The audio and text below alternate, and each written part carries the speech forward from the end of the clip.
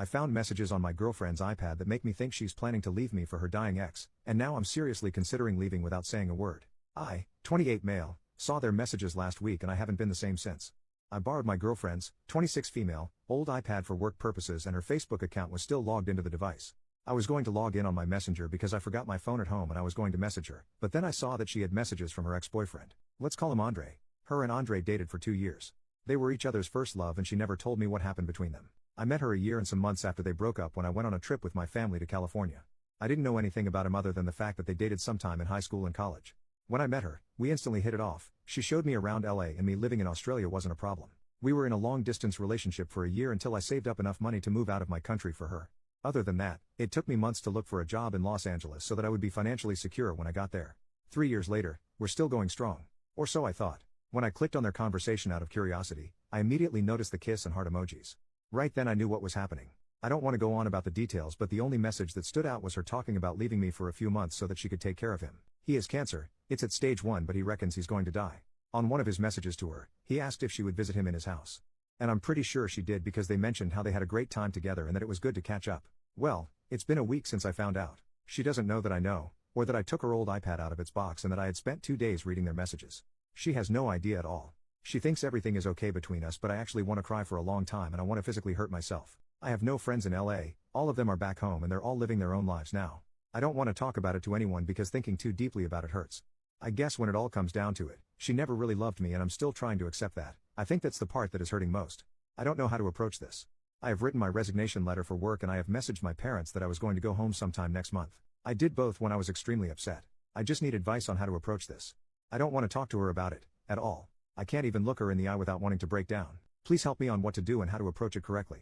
As of now, I'm thinking of leaving while she's at work. Update, I finally talked to my girlfriend about it and unfortunately, she is now my ex-girlfriend. A lot of things that I never expected to happen did happen in a span of hours. As soon as she opened the door to our apartment, I could tell that she was already starting to cry. Seeing her so vulnerable like that also hurt because I didn't want to put her in that position. I had to constantly remind myself that none of this was my fault. We sat down, there were lots of tears. I thought I would be bitter, angry and that I would be screaming at her the whole time, but I just felt disappointed instead. I told her that I saw the messages and explained how I ended up scrolling through their whole conversation. She kept reasoning that she just felt sorry for him and that she didn't know how to say no to him because they go all the way back. Then I told her that we go more way back than they ever did. I was there through her lowest point. I helped her get up. She admitted that they had made love more than 3 times. I saw it coming. I had a gut feeling, but hearing her confirm it hurt so much. At that point, I was full on crying. I can't remember some of the things that happened because my mind was all over the place. It still is now. I remember telling her that I was done, that whatever we had was over. She kneeled in front of me and asked me to forgive her. I don't think I ever will. I can't tolerate people who cheat. By that point, a third of my clothes were packed up. Obviously she feels happier with him if she can do this to me. When I posted my first post, a Redditor approached me and offered me a place to stay. His place was only around 15 minutes away from ours and he picked me up. He'll also help me sell a lot of my stuff that I can't bring back home and will help me gather all my things back in my apartment. We both agreed that I don't mention him in this post. I'm glad that I really opened up to this community instead of keeping it to myself. Thank you to everyone who also offered me a place. It's almost 3 a.m. I'm heartbroken as ever, but I'm trying my best. I'm sending my resignation letter to work this morning. Every person in my family now knows my situation here and have offered support. I'll be flying home as soon as possible. To all my Aussie mates, if you live near or around Chapel Hill, let me know. America, you were great, but now it's time to come home. Thanks for the help, everyone. Edit, I'm crying again, not because I got cheated on but because I realized that there is a whole world out there that cares a lot for my well-being. I almost can't believe I looked at hurting myself as an option to get away from the pain. I am really overwhelmed and also thankful for this community. Anthony and his wife, the Redditor who helped me, says this has been the most wholesome thing that ever happened to him. I may have lost a girlfriend and a future wife, but I gained heaps of friends. And even friends for a lifetime. Other than that, I am feeling better. It still feels surreal that she's gone, but what can a bloke do? She made her choice, so I made mine. I woke up to multiple messages from her family saying that I shouldn't rush things and that she's stupid and makes mistakes like everyone else. It sucks that I may not be able to see her family for a long time. They were great people. I thanked them and said that although I believe in second chances and everyone makes mistakes, cheating is a choice that jerks pick, never a mistake. My ex also emailed me around 5 in the morning. The email was too long, my eyes hurt from crying, so I junked it straight away.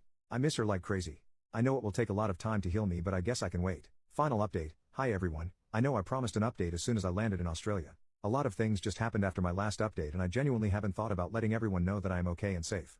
I didn't get to sell all of my stuff in the short amount of time, but I managed to give it out to people who really needed it.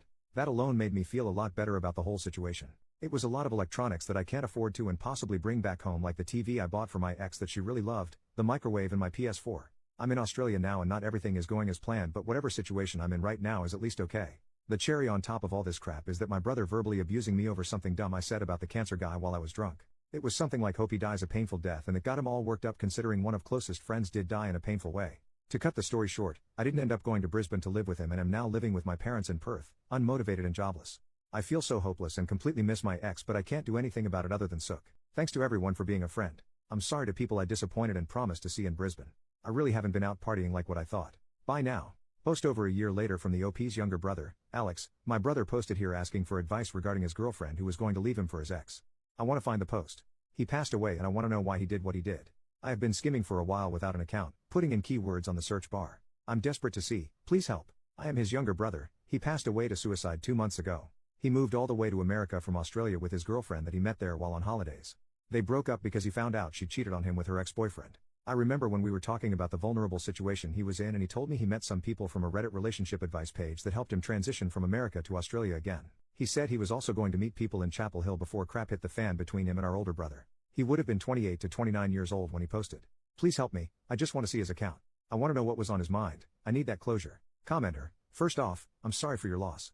I'd be really careful reading his posts if you find them. Make sure you can handle it. I can only imagine how hard it'd be to do something like that. Please look out for your mental health. You could just make things worse by moving forward with this. I suggest you maybe discuss this with a therapist before reading into anything. You want to make sure this will absolutely help you get closure and start to heal, as much as one can. If you're absolutely sure you want to read his posts and that this will help you, not harm you, here is his posts. Alex, thanks a lot for this. I'm still trying to gather the courage to read the whole thing.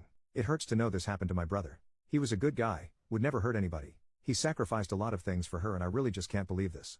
Thanks to everyone who showed him kindness when he was far away from home. Commenter, I'm glad I could help. My brother was suicidal for a long time. I remember how tough it was. He fortunately got better after some time though, but every once in a while I have nightmares that he did go through with it, and just those nightmares mess me up pretty bad. I can't imagine what it's like to actually live through that horror. I'm really sorry for you and your family. I hope the posts can bring you all some closure. Please be real careful though. If I were in your shoes, I could very much see myself getting too hung up on the content of the posts and making my mental health significantly worse. This is why I very much recommend this is something you look at with a therapist, if you do decide to open those posts up. Alex, it's really tough. Every day I was scared that something would trigger Connor to do it. I had to call him 3 times within a day to check up on him while I was at university and work. We were having fun living together since the pandemic began. I thought he was enjoying spending a lot of time with me, but I think the isolation wasn't doing his mental health any good. I guess it's harder for me because I lived with him. I'm glad to hear your brother is okay now. Alex, thanks a lot for your help everyone. I still haven't clicked on the post yet. I just need some time to collect myself. I'm pretty nervous, but my family and I have been in the dark for so long. We really need this closure. He never spoke about the situation again and I wanted to see if he had any more to say. Commenter, I wouldn't get your hopes too high for closure. I'm not sure that's entirely possible with a situation like this. These posts only represent a small snapshot during a short period of his life. His suicide is likely more complex than any one issue. Read it if you want, but please don't go into this hoping it will provide what you need to move on. Alex, I'm really thankful for the nice comments. Connor was a great man and he didn't deserve any of the pain life had thrown at him. My older brother, Kurt, and I will be reading the posts together tonight. I will be deleting the app straight away to give me some peace of mind. He also had a Reddit app in his phone with a different account. I really don't know what he was doing with many accounts, but I hope I have cleared it for some people. We will read most of the posts on that account tonight too. I know he was much more active on that one. I will not be telling my parents about this, they are already going through enough pain as it is. No one should have to go through the bouts of burying their own kid. Much love, Alex.